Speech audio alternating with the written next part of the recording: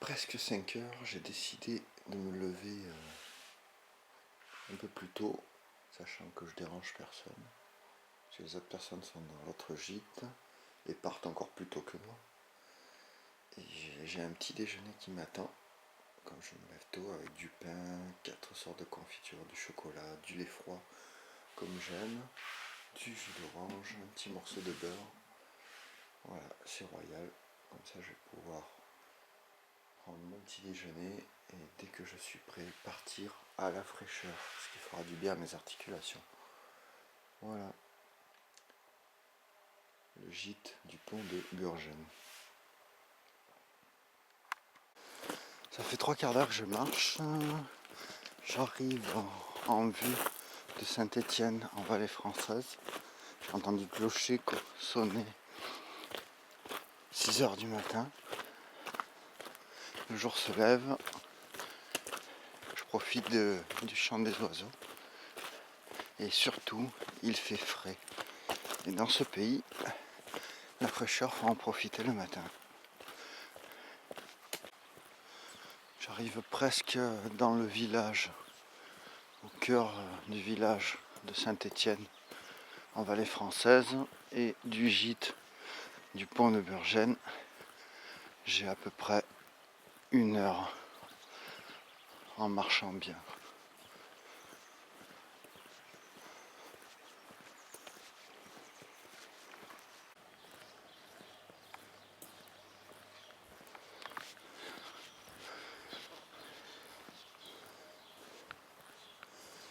Je vais le filmer une dernière fois avant de finir mon chemin.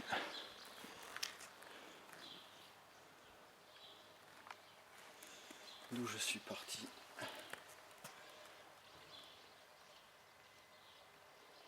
Et où je finis, j'irai pas jusqu'à Alès. Je m'arrête aujourd'hui à Saint-Jean-du-Gard.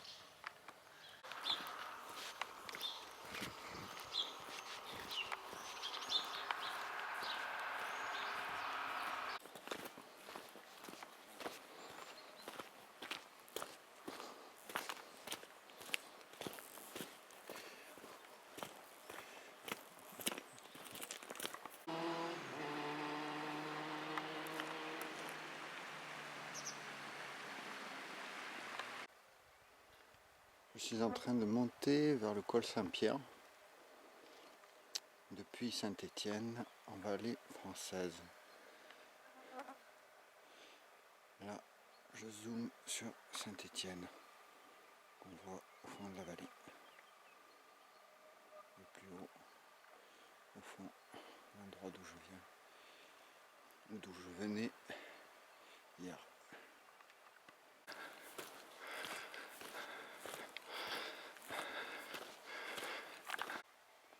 On observe depuis hier que dans la nature, au milieu des forêts, on voit des mûres et plus des framboises. Typiquement, le basculement entre une végétation de moyenne montagne et plus reculée au centre des terres que sur une végétation maintenant méditerranéenne. Je pense bientôt arriver au col Saint-Pierre. Je me retourne une dernière fois pour voir le pays des Camisards.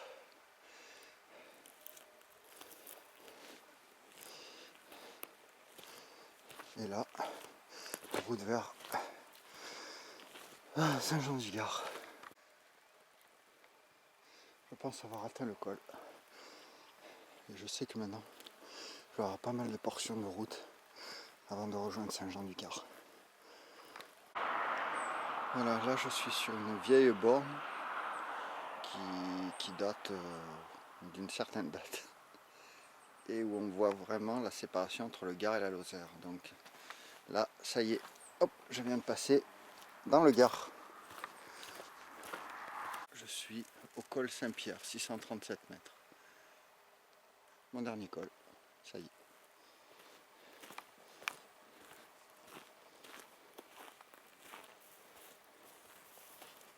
priori c'est par là-bas. Ouais, c'est par là-bas, à droite. Le paysage est toujours aussi beau, même sur la fin. Département du Gard, des panneaux plus récents.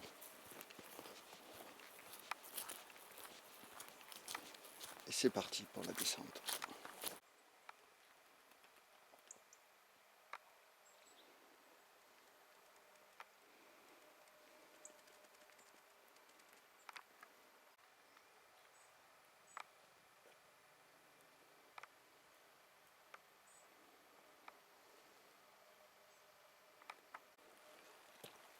Le sentier qui descend sur Saint-Jean-du-Gard est typiquement un ancien chemin charretier. Alors on le voit par les renforts qu'on trouve régulièrement sur le côté du sentier et sur la largeur de sculpture, de creusement des roches sur le côté. Voilà. Donc on voit vraiment qu'on était plus que sur un chemin muletier, mais un chemin charretier. Et par moments, quand on observe certains sillons sur certaines roches, on voit le passage, l'usure des roues qui étaient ferrées à l'époque.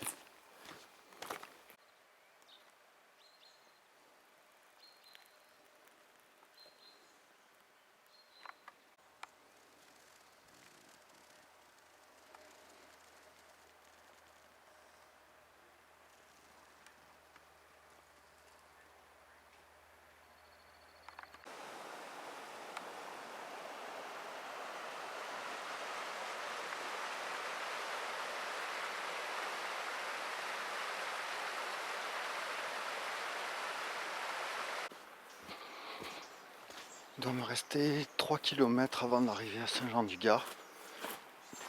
Je longe la rivière. Il y a une partie qui était au bord de la route, qui n'était pas forcément super sécurisée. Mais là ça va, ils ont fait un petit détournement. J'espère que ça sera comme ça jusqu'au bout. Nous verrons bien.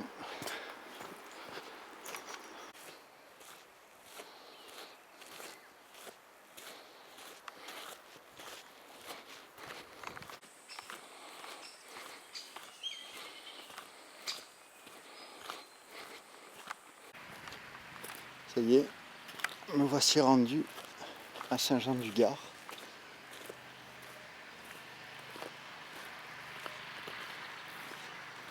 Il faut que je trouve l'office du tourisme.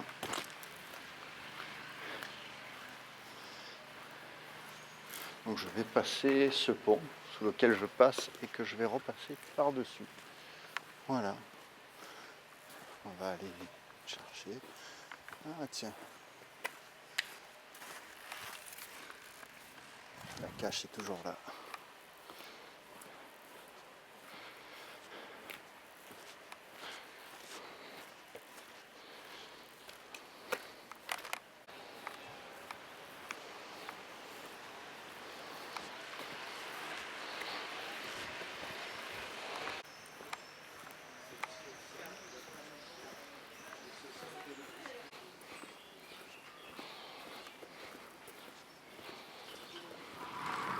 Voilà l'office du tourisme. Je vais attendre ma malle postale. En théorie, à partir le midi. Ça me donnera l'occasion enfin de les voir pour de vrai. C'est ici que finit l'aventure du chemin de Stevenson. Voilà, à bientôt peut-être pour d'autres aventures. Ah, il y a le petit rocher qui symbolise justement le chemin de Robert Louis Stevenson en compagnie de Modestine en 1878, avec toutes les étapes.